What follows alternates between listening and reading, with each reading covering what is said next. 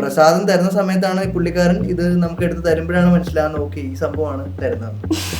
അപ്പൊ മിക്കവാറും ആ അമ്പലം ഏതാണെന്ന് പറഞ്ഞു കൊടുത്തു കഴിഞ്ഞാൽ നാളെ തൊട്ട് ആ അമ്പലത്തിലേക്ക് ആൾക്കാർ ഒരുപാട് കൂടുതലാവാൻ ചാൻസ് ഉണ്ട്. എന്താണ് ഈ എക്സ്പീരിയൻഷ്യൽ ട്രാവൽ ക്യൂറേറ്റർ എന്ന് പറഞ്ഞാൽ?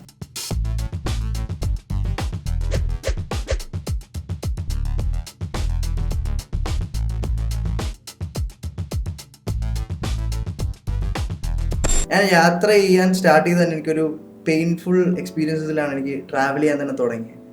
അവർക്ക് ലൈക്ക് അതിനകത്ത് നല്ല കട്ട് ഓഫ് ചെയ്ത് ഡീറ്റോക്സ് ചെയ്ത് കുറെ കൂടെ നാച്ചുറൽ വേൾഡ് ആയിട്ട് ബേർഡ്സ് ആയിട്ടും ബട്ടർഫ്ലൈസ് ആയിട്ടൊക്കെ കണക്ട് ചെയ്യാൻ പറ്റുന്ന ഒരു ഓപ്പർച്യൂണിറ്റി ഇതിനകത്തോടെ ബിൽഡ് ചെയ്യാൻ പറ്റും. പിന്നെ സോളോ ട്രാവൽ എന്ന് വെച്ച് കഴിഞ്ഞാൽ ആക്ച്വലി സോൾഫുൾ ട്രാവലാണ്.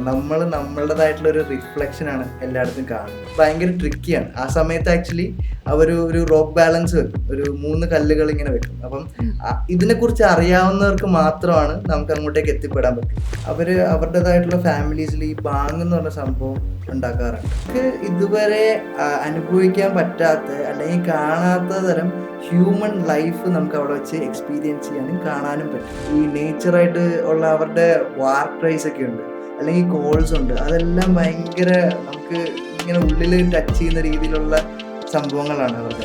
ഈ ട്രാവൽ തന്നെയാണ് ഏറ്റവും വലിയൊരു എഡ്യൂക്കേഷനാണ് നമുക്ക് കിട്ടാൻ പറ്റുന്നത്. ഒരു പ്രാക്ടിക്കൽ എഡ്യൂക്കേഷനാണത്. ഏറ്റവും വലിയ ഹ്യൂമൻ ഗ്യാതറിംഗ് ആണ് കുംഭമേള. തവാങ്ങിൽ നമ്മൾ കുറച്ച് നാൾ താമസിക്കുമ്പോൾ അവിടുത്തെ ആൾക്കാർ ഇതുപോലെ ഉള്ളിലുള്ള സ്ഥലങ്ങൾ, ഗൂഗിൾ മാപ്പിൽ പോലും ഇല്ലാത്ത കുറേ സ്ഥലങ്ങളെ കുറിച്ച് നമുക്ക് പറഞ്ഞു.